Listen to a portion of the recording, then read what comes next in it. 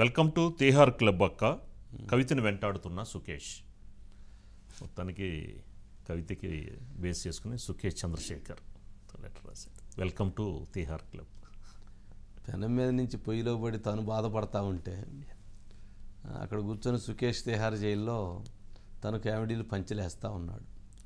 అంటే ఇల్లు గాలి ఒకడు ఏడుస్తూ ఉంటే సిగరెట్ వెలిగించుకోవాలి నిప్పిమని అడిగాడంటే అట్లాగే పాపం కవిత వెళ్ళి జైలుకి వెళ్ళి పాపం ఈడీ విచారణ ఎదుర్కొంటూ ఉదయం నుంచి సాయంత్రం వరకు అక్కడ ఇబ్బంది పడుతూ ఉంటే తిహార్ జైలుకి రాక అని చెప్పని వెల్కమ్ చెప్తున్నాడు ఈ సుకేష్. చూడండి ఎట్లుందో రాజకీయం. సరే, అది ఆ జరిగిన క్రైమ్ అంటే ఫైనాన్షియల్ క్రైము అలాంటిది. అంటే ఒక లిక్కర్ స్కామ్. ఆ లిక్కర్ స్కామ్లో చాలామంది బడా వ్యక్తులు, ఆ బడా వ్యక్తుల చుట్టూతా చాలామంది బడా పొలిటీషియన్స్, ఆ బడా పొలిటీషియన్స్ చుట్టూతా ఒక మొత్తం సిస్టమ్ రన్ చేసి 100 కోట్ల రూపాయలు దోపిడీ చేయటం, దీనికి ఒక గ్రూప్ని క్రియేట్ చేయటం, ఇవన్నీ జరిగినటువంటి పరిణామ క్రమంలో ఇవి అట్లాగే ఉంటాయి. ఆ సుకేష్ చంద్రశేఖర్ అనే వ్యక్తి కూడా అలాంటి వ్యక్తే. అతను ఒక మాఫియా. ఆయన నాకు బాగా తెలుసు అని చెప్తా ఉన్నాడు. అతను చాలా మెసేజ్లు పెట్టండి, అవన్నీ మరి భయంకరంగా పెట్టాడు. సరే, అది మొత్తానికి ఇవాళ కూడా ఈడీ విచారణని ఎదుర్కొంది కవిత. మరి ఏం చెప్పారో ఏంటో తెలియదు, కానీ మొత్తానికైతే ఉదయం నుంచి సాయంత్రం వరకు జరిగింది. పాపం నిన్న హరీష్ రావు, కేటీఆర్ అందరూ వెళ్ళారు. మళ్ళీ ఈరోజు హరీష్ రావు, కేటీఆర్ వాళ్ళు వెళ్ళారు. రేపు వాళ్ళ అమ్మకి, ఎవరైతే కేసీఆర్ గారి సతీమణికి అపాయింట్మెంట్ ఇచ్చారు, పిల్లలకు కూడా అపాయింట్మెంట్ ఇచ్చారు. రేపు మళ్ళీ వాళ్ళు కూడా కలవచ్చు 7 to 8. ఈరోజు మరి రేపు టైం ఇచ్చారు. డైలీ నిన్న 6 to 7 వరకు ఇచ్చారు, కానీ ప్రత్యేకంగా మళ్ళీ అడిగినట్లున్నారు. 1 hour మళ్ళీ టైము పేరెంట్స్కి ఇచ్చేయమని చెప్పని అది కూడా ఇచ్చినట్లున్నారు. బట్ ఏదైనా కానీ చాలా డ్యామేజ్ అయిపోతూ ఉంది. బీఆర్ఎస్కి ఏమి చెప్పాలో తెలియని పరిస్థితి ఏర్పడింది. గ్రామ స్థాయిలో ఉన్నటువంటి లీడర్ దగ్గర నుంచి రాష్ట్ర స్థాయిలో ఉన్నటువంటి లీడర్ వరకు ఈ కేసు గురించి ఎవరన్నా అడిగితే తలదించుకొని పక్క వెళ్ళిపోతూ ఉన్నారు. ఏం చెప్తారు వాళ్ళు? ఏం చెప్పాలి? ఇదంతా ఒకటైతే కేసు వివాదంలో ఆమె ఈడీ తీసుకెళ్తూ ఉంటే ఏంటి తను ఉద్యమానికి సిద్ధం అని చెప్పనిచ్చింది, విజయదుందుబి మోగిచ్చింది, ఏంటి తను చెప్పినటువంటి మెసేజ్ అని అదొక చర్చ జరుగుతూ ఉంది. అది నెగిటివ్ అయింది, చాలా నెగిటివ్ అయింది. ఏందయ్యా అంటే తాను పోరాటానికి సిద్ధం. ఏం పోరాటానికి? లిక్కర్ పోరాటానికి సిద్ధమా? ఇలా పోరాటానికి సిద్ధం, ఇలా సక్సెస్ఫుల్ సిద్ధం. దేనికి? అది ఎక్కువ ప్రజల్లో అరే తను తప్పు చేసి కూడా ఆరోపణలు ఎదుర్కొంటా కూడా తాను ఇలా ప్రతిధ్వనిస్తుంది అని అంటే అది కొంత నెగిటివ్ డిస్కషన్ జరుగుతుంది ప్రజల్లో. మరి తాను నిజాయితీ పుర్రాలని అని చెప్పుకోవటం కోసం, తాను తప్పు చేయలేదని చెప్పుకోవటం కోసం తాను అలా ప్రయత్నం చేస్తుండొచ్చు. కానీ ప్రజలకైతే ఈ విషయంలో చాలా వ్యతిరేక భావన ఏర్పడింది. సరే, దీనికి సంబంధించి సురేష్ గారు ఉన్నట్టున్నారు. సురేష్ గారు, ఏం జరిగింది ఈరోజు? వంశీ గారు 2 అంశాలు. వంశీ గారు, ఒకటేమో సుకేష్ చంద్రశేఖర్ అక్క కవిత గారికి ఒక లేఖ రాశారు. ఆ లేఖ గతంలో కూడా ఏప్రిల్లో రాసిన లేఖను కూడా ఇందులో గుర్తు చేశారు.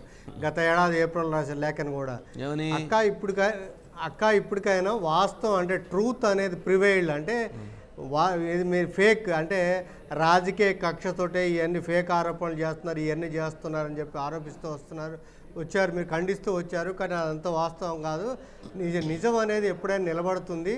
ఆ తర్వాత అది ఇప్పుడు రుజువైంది. మీకు 100 కోట్ల రూపాయలు ఇందులో మీ ప్రమేయం మీ ద్వారానే ఆపుకెళ్ళిందని చెప్పి ఈడీ ఇచ్చిన దాంతో మీకు అది రుజువైంది. అంటే ఏదైతే నిజం నిలబడింది అనేది ఆ అంశం చెప్తూ, తర్వాత మీరు చేస్తే అన్నీ కూడా ఖండిస్తూ ఏ ఆరోపణలు ఇంతలో అనే దానికి నిరాధారం అని తేలింది. తర్వాత మీకు ఎప్పుడు నేను 2 అంశాలు చెప్పాను. ఒకటేంటంటే గతంలో రాసిన లేఖ, ఒకటి బీఆర్ఎస్ ఎలక్షన్స్లో పడిపోతుంది అని చెప్పన్నాను, కాబట్టి అది జరిగింది. రెండోది ఏంటంటే మీరు కౌంట్ డౌన్, మీరు మన తిహార్ జైలు రావడానికి కౌంట్ డౌన్ మొదలైంది, అది జరుగుతుంది. కాబట్టి అక్క స్వాగతం, తిహార్ జైలుకి స్వాగతం, తిహార్ క్లబ్లోకి చేరడానికి మీరు స్వాగతం అని చెప్తూ అక్కడ ఇంకొక అంశం చెప్పారు వంశీ గారు. మీరు ఏదైతే అరవింద్ కేజ్రీవాల్ గారికి మీరు 100 కోట్ల రూపాయలు ముడుపులు ఇచ్చారో ఆ వాస్తవం ఏంటో మీరు చెప్పండి. ఇంకా అక్కడ దాచే ప్రయత్నం అనేది మీరు చేయొద్దు. ఆ రకంగా చేయడం వల్ల ఉపయోగం లేదు, ఎందుకంటే నిజం అనేది నిలబడుతుంది. కేజ్రీవాల్ గారు కింగ్ పిన్ మొత్తం కూడా ఈ స్కామ్కి అంతా కూడా కింగ్ పిన్, ఆయన కూడా తిహార్ జైలుకి రాబోతున్నాడు. ఆ రకంగానే యాక్షన్ జరగబోతుంది. కాబట్టి మీరు వాస్తవాన్ని ఇప్పటికైనా బయట పెట్టండి.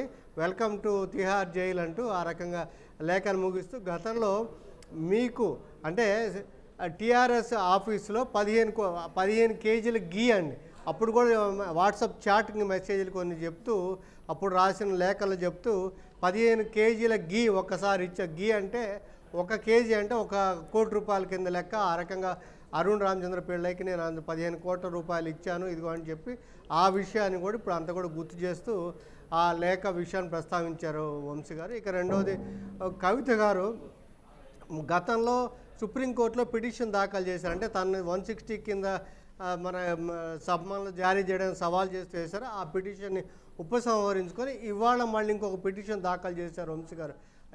ఈడీ ఏంటంటే తన అరెస్ట్ని అక్రమంగా అరెస్ట్ చేసింది. కనీసం ట్రాన్సిట్ వారెంట్ కూడా లేకుండా తను ఇక్కడ హైదరాబాద్ నుండి ఢిల్లీ తీసుకొచ్చి ఆ రకంగా అక్రమంగా ఒకవైపు కోర్టులో విచారణ జరుగుతుంటే కోర్టు ధిక్కరణ కూడా పాల్పడింది. కాబట్టి మీరు ఈడీ మీద యాక్షన్ తీసుకోండి, దాన్ని రిలీజ్ చేయండి అని చెప్తూ పిటిషన్ దాఖలు చేస్తే కోర్టు మనకు తెలిసిన సమాచారం ప్రకారం అసమగ్రంగా మీ రిట్ పిటిషన్ ఉంది కాబట్టి మళ్ళీ దాఖలు చేయండి అని చెప్పారు. ఇంకోవైపు కస్టడీ అనేది 23 వరకు ఉంది కాబట్టి కన్ఫ్రంటేషన్ కూడా, అంటే వేరే వాళ్ళు ఎవరైతే ఇందులో నిందితులు ఉన్నారో వాళ్ళని కూడా తీసుకొని వాళ్ళతో కూడా కన్ఫ్రంటేషన్ చేసి విచారించే ప్రయత్నం అయితే ఈడీ చేస్తుంది వంశీ గారు. ఇవాళ కూడా ఇచ్చిన దాంట్లో ఏంటంటే, నిన్న రౌజవన్య కోర్టు ఇచ్చిన ఆర్డర్ ప్రకారం అంటే శరత్చంద్రారెడ్డి గారిని మే 7నే అప్రూవర్గా పార్డన్ ప్రకటించినట్టు చెప్పారు. మాగుంట రాఘవరెడ్డి గారిని 23నే మనకి అప్రూవర్గా అంగీకరిస్తూ పార్డన్ ప్రకటించిన వివరాలు ప్రకటిస్తూ ఈ కాన్ఫ్రంటేషను ఈడీ తోటి కలిపి మళ్ళీ చేసే విధంగా చేస్తున్నారు. అయితే కుటుంబ సభ్యులకు అనుమతిస్తూ కోర్టు 6 నుంచి 7 గంటల ఇవాళ 4కి, రేపు 4కి అవకాశం కల్పించారు. ఆ రకంగా ములాఖాత్ కావడానికి కోర్టు అనుమతి కల్పించింది వంశీ గారు. ఓకే. అసలు ఉన్న పిటిషన్ ఎందుకు విత్డ్రా చేసుకున్నారు సురేష్ గారు? మళ్ళీ కొత్త పిటిషన్ ఎందుకు వేశారు? ఏంటి రీజను? అంటే అప్పుడు ఏంటంటే 160 కింద తను సమన్ చేయడం, అంటే దాంట్లో 160లో ఏంటంటే మహిళను ఏదైనా విచారించాలని తలుచుకుంటే ఇంటి దగ్గరే విచారించాలి, ఆఫీస్కి రమ్మనేది లేదని చెప్పి దాన్ని సవాల్ చేస్తే నల్లి చిదంబరం కేసుకి ట్యాగ్ చేసి దాన్ని అట్లా పెండింగ్లో ఆ విచారణ జరుగుతూ వస్తుంది వంశీ గారు. ఇప్పుడు అరెస్ట్ అనేది జరిగిపోయింది కాబట్టి ఆ పిటిషన్కి వాల్యూ లేదు. అంటే ఆల్రెడీ అదే అరెస్ట్ అసలు సమన్లకు సంబంధించిన అంశం, ఇదేమో అరెస్ట్ జరిగిపోయింది కాబట్టి ఆ పిటిషన్కి వాల్యూ లేదు కాబట్టి దాన్ని ఉపసంహరించుకోండి అని చెప్తే బేలా ఎం త్రివేది గారు, జస్టిస్ పంకజ్ మిట్టల్ ఇద్దరు ధర్మాసనం కూడా ఆ అనుమతి ఇచ్చింది. ఆ మేరకి విత్డ్రా చేసుకున్నారు. మళ్ళీ పిటిషన్ వేస్తే అయితే ఆ పిటిషన్లో మీకు అసమగ్రంగా ఉంది కాబట్టి అందులో ప్రధానంగా చెప్పింది ఏంటంటే, ఈ పిటిషన్లు ఏంటంటే, ఒకటి తన అరెస్టు అక్రమం, రెండోది అంటే సుప్రీంకోర్టులో ఉండగా విచారణలో ఉండగా అరెస్ట్ చేయడం అనేది. సురేష్ గారు, ఆ సుకేష్ చంద్రశేఖర్ గాను కవిత గారికి అంతకుముందు పరిచయం ఉందా?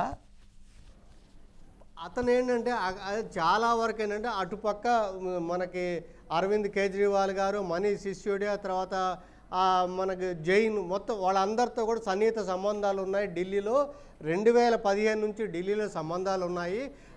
ఏదైతే మనకి కేజ్రీవాల్ గారికి ఢిల్లీలో డబ్బుల ట్రాన్సాక్షన్ అనేది కేజ్రీవాల్ గారికి ఇష్టం లేదు కాబట్టి అందుకని అప్పటి నుంచి ఆ కేజ్రీవాల్ గారితో ఉన్న సన్నిహిత నేపథ్యంలోనే కవిత గారు ఈ ఢిల్లీ లిక్కర్ పాలసీ తయారు అమలులో కూడా ఇన్వాల్వ్ అయిన నేపథ్యంలోనే ఆప్ లీడర్లతో పరిచయాల నేపథ్యంలోనే కవిత గారితో పరిచయం ఏర్పడింది. అక్క అయిపోయింది అక్కడి నుంచి అని చెప్పి ఆ రకంగానే నేను అక్కడి నుంచి ఏదైతే అరవింద్ కేజ్రీవాల్ గారు వాళ్ళు చెప్పిన దాని నేపథ్యంలో ఢిల్లీ లిక్కర్లో భాగంగానే ఇక్కడ 15 కోట్లు తన సిబ్బంది వెళ్ళి హ్యాండ్ ఓవర్ చేశారు, బీఆర్ఎస్ ఆఫీసులో హ్యాండ్ ఓవర్ చేశారు అని చెప్పి ఆ రకంగా 15 కేజీల గీ అని చెప్పి చేస్తే అప్పట్లోనే కవిత గారు ఇతరత్ర అసలు ఈ సుకేష్ చంద్రశేఖర్ ఎవరు అసలు మాకు తెలియదు అని చెప్పి కవితలో చెప్పారు. బట్ ఆ లింక్సే ఇక్కడ అంటే మనకి ఆప్తో ఉన్న సన్నిహిత సంబంధాలే ఇక్కడ పరిచయాలు ఏర్పడినట్టుగా సుకేష్ చెప్తున్నాడు వంశీ. ఓకే సురేష్ గారు, రైట్ అండి.